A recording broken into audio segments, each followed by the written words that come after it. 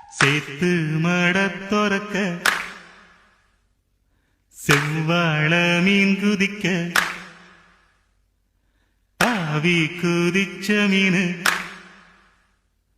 தாவணிக்குள் விழுந்து விட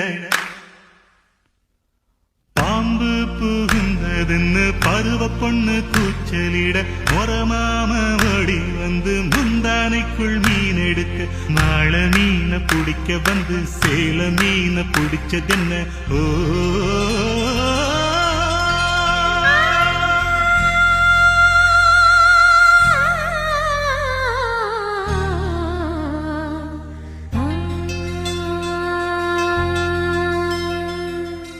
தென்றலுக்கு தெரியுமா திமாங்கு பாட்டு